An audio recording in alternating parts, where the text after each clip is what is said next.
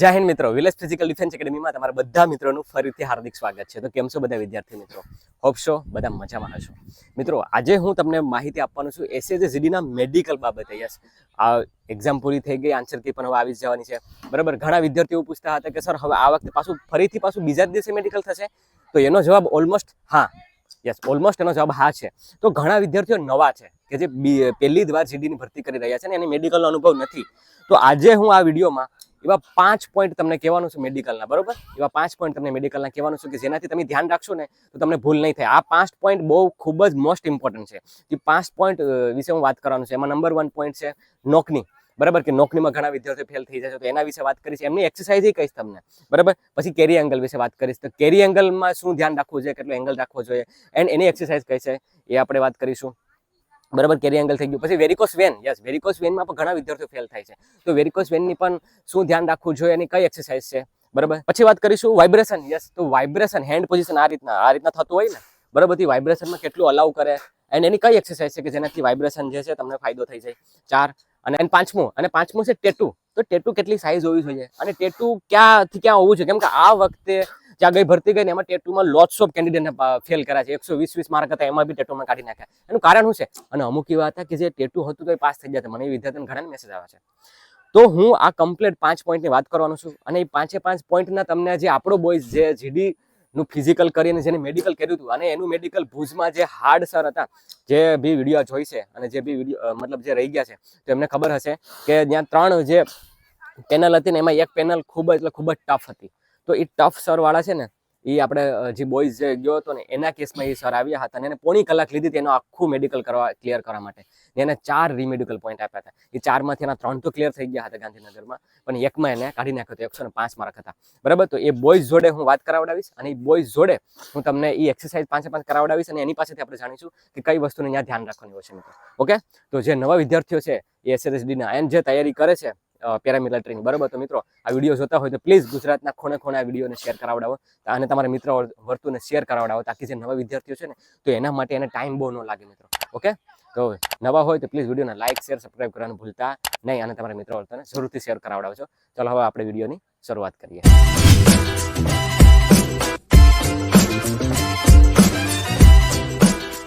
Okay મિત્રો, તો આપણા જોડે છે નવદીપ, કે જેને પહેલી જીડીની ભરતીમાં 105 માર્ક હતા. ગઈ ભરતી હતી 2024માં. બરાબર, અને એને ફિઝિકલી સારા ટાઈમિંગથી પાસ કર્યું હતું આપણે ત્યાં, મતલબ ટ્રેનિંગ કરીને. બરાબર, અને ત્યાં મેડિકલમાં એને ટફ મેડિકલ આવ્યું હતું અને 4 પોઈન્ટ આપ્યા હતા. ક્યાં 4 આપ્યા હતા? 4 પોઈન્ટમાં મારે એક વાઇબ્રેશન નો હતો હાથના, પછી એક નર્વસ ઇન્સ્ટેબિલિટી હતો, પછી એક પગની આંગળી નો હતો, પગની આંગળી કયો હતો, પછી એક હાર્ટ રેટ નો હતો, હાર્ટ રેટ વધી ગયો, એક હાર્ટ બીટ નો હતો. યસ, તો હાર્ટ રેટ. તો નવદીપને જે સર આવ્યા હતા ને બહુ સ્ટ્રિક્ટ હતા, નહીં? બરાબર, તો એને એનો અડધી પોણી કલાક ચેકઅપ કર્યું હતું. બાકી બીજા બધામાં તો 5-10 માં કાઢી નાખ્યા. 5 મિનિટ, મેક્સિમમ 5 મિનિટ. તો આપણે એમની પાસેથી જાણીએ અને એની પાસેથી જાણીએ. તો પહેલો પોઈન્ટ જે છે ને આપણે મિત્રો, બરાબર, એ આપણે લઈશું કેરી એંગલનો. કેરી એંગલમાં કઈ રીતના ચેક કર્યું હતું? કેરી એંગલમાં પેલા નોર્મલી આવી રીતના હાથ ભેગા કરાવ્યા. ઓકે, ભેગા કરીને પછી આવી રીતના ખેંચાવ્યા. જો મિત્રો, જોજો આ રીતના હાથું ભેગા કરીને આ રીતના. અહીંયા તમારી ગેપ રહેવો છે. જો અહીંયા તમારી ગેપ રહેતો હોય ને મિત્રો, અહીંયા જોજો, અહીં ગેપ રહેતો હોય ને તો પાસ છે. બરાબર ને? માઇનોર ગેપ રહેતો હોય ને તોય પાસ છે. ખાલી તમારો હાથ ભાંગેલ ન હોવો જોઈએ. તો એંગલ ચેક કરે ને, કંઈક 25-30 નો એંગલ હોવો જોઈએ. ઓલી સ્કેલ રાખીને ચેક કરે. તો મિત્રો, પેલી વસ્તુ તો એ કે આ પોઈન્ટ છે. હવે એનું સોલ્યુશન એવું તમને કહીશ કે એનું સોલ્યુશન શું છે. બરાબર, તો એના સોલ્યુશન તમને કહું ને કે એક એક્સરસાઇઝ તમને કહું કે એ એક્સરસાઇઝ કર્યો ને એટલે તમારે કેરી એંગલમાં તમને તકલીફ નહીં આવે, અને એ છે ડાયમંડ પુશઅપ. ઓકે, તો આપણે બોયઝ ડાયમંડ પુશઅપ કરીને તમને બતાવશે કે ડાયમંડ પુશઅપ આ રીતના ડાયમંડ બનાવી દેવાનું છે. બરાબર, એન્ડ યસ, આ રીતના ડાયમંડ પુશઅપ તમારે ડેઈલીના, મતલબ એમ સમજી લો કે 10 ના 3 થી 5 સેટ કરવાના છે. Okay, stop.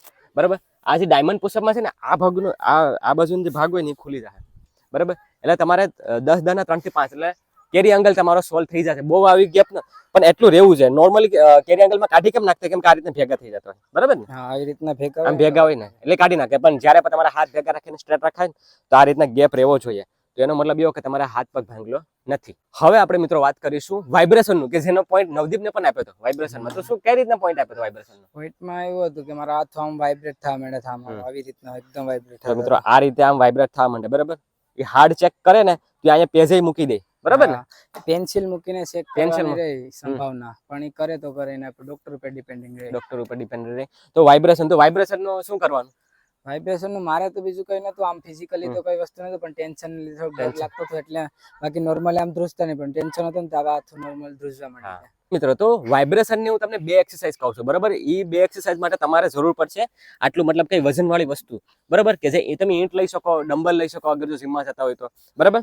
તો પેલી એક્સરસાઇઝમાં તમારે કરવાનું છે હોલ્ડ રાખવાનું છે આપણે આ રીતના, હોલ્ડ, બરાબર, આ રીતના હોલ્ડ, બને ત્યાં સુધી હોલ્ડ રાખવાનું છે તમારે, બને ત્યાં સુધી 10 સેકન્ડ 15 સેકન્ડ જેટલી તમારી કેપેસિટી હોય એ રીતના ડાઉન, બરાબર.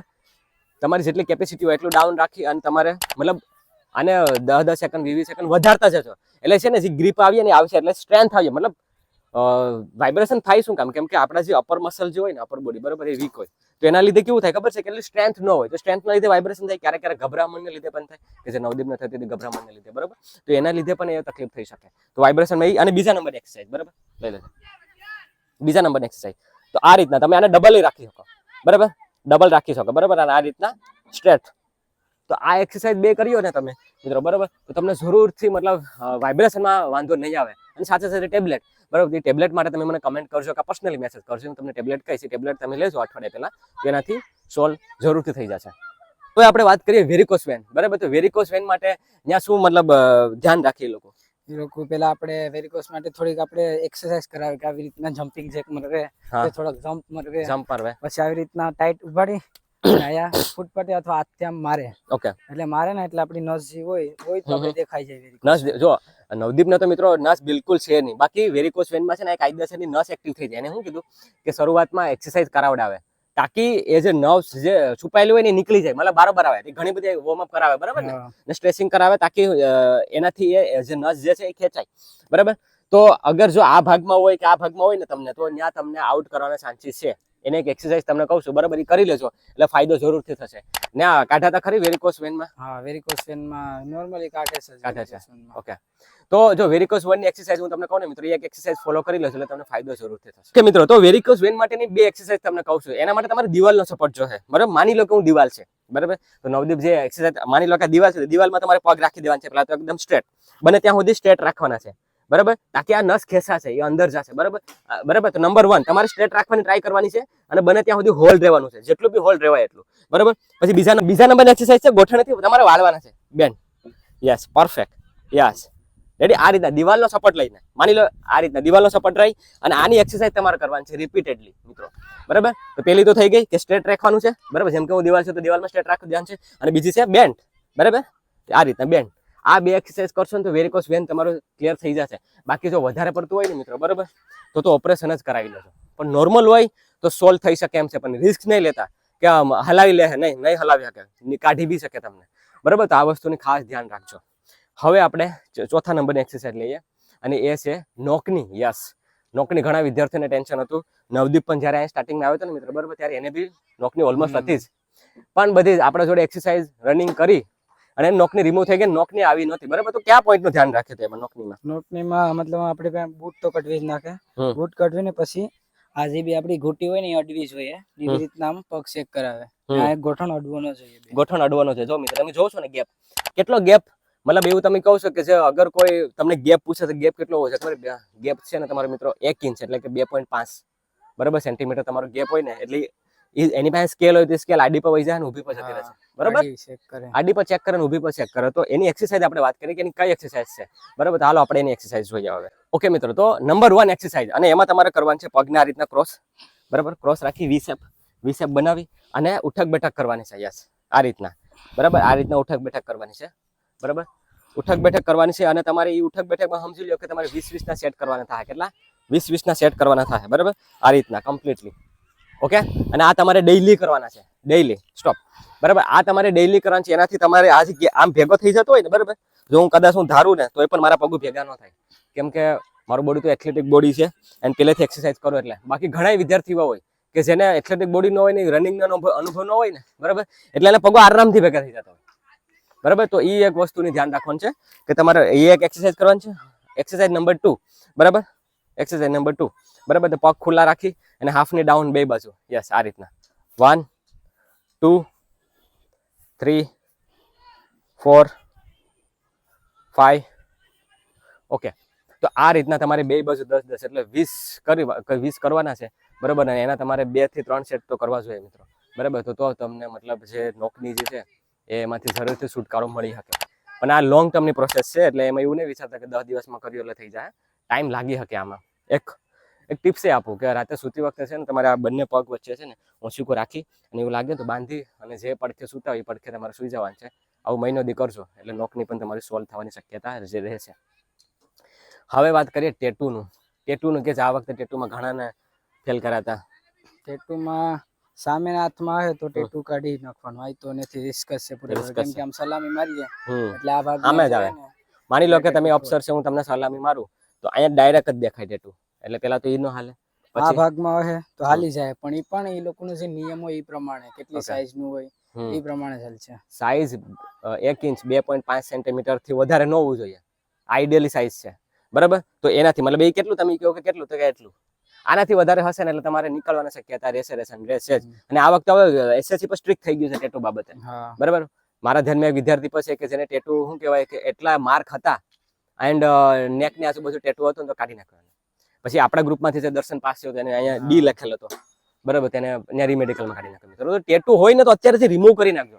કહેવાનો મતલબ એમ છે ટેટુ ચાલતું નથી ત્યાં, બરાબર. પછી એવું નહીં કહેતા કે ત્યાં અમે મેડિકલ કરી આવ્યું અને પછી રિમૂવ કરીને પછી રીમેડિકલમાં, એ લોકો તમારો કેસ લે જ નહીં, બરાબર. એ જોહે જ નહીં, ટેટુ લખેલું જોહે આઉટ, બરાબર. એટલે આ વસ્તુને તમારે ધ્યાન રાખવાનું છે, બરાબર. 5 એક્સરસાઇઝ કીધી છે, 5 વસ્તુનું તમારે ધ્યાન રાખવાનું. અગર જો ટેટુ હજી બી હોય તો તમારે એને રિમૂવ કરાવી નાખજો, બરાબર. કોઈ બી રીતે પણ કોઈ બી ડર્મેટોલોજિસ્ટને સજેસ્ટ કરી લેજો તાકી એમને તમને ખ્યાલ આવી જાય, બરાબર. તો આ 5 એક્સરસાઇઝને બરાબર ફોલો કરજો.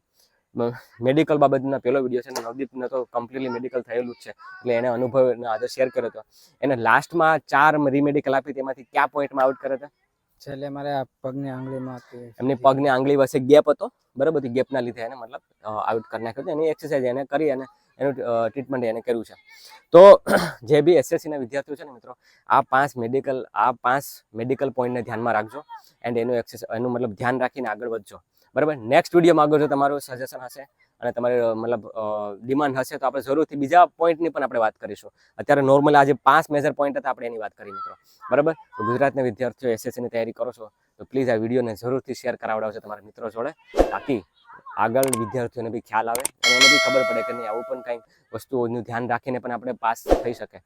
મને દુઃખ થાય છે કે જે વિદ્યાર્થીઓ એટલા માર્ક હોય અને એને ખબર ન હોય કે નોકરીની એક્સરસાઇઝ કઈ કરવાની છે, એનું ધ્યાન શું રાખવાનું છે, વાઇબ્રેશનનું શું કરવાનું છે, પછી ત્યાં જઈને પછી એક્સપિરિયન્સ લઈ અને પછી ઓલું કરે. આપણે એવું કેમ ન કરી શકીએ કે બીજાને એક્સપિરિયન્સ ઉપરથી આપણે શીખ લઈ અને આપણે સ્માર્ટ વર્ક કરીને આપણે લાગી જાય પેલી ભરતીમાં? આવું આપણે કેમ ન વિચારી શકીએ મિત્રો?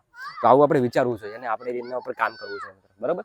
તો મિત્રો બસ એટલું જ હતું. મળીએ પાછા નેક્સ્ટ વિડીયોમાં. ત્યાં સુધી રજા લઉં. અગર વિડીયો સારો લાગ્યો હોય તો પ્લીઝ વિડીયોને લાઇક, શેર અને સબસ્ક્રાઈબ કરવાનું ભૂલતા નહીં.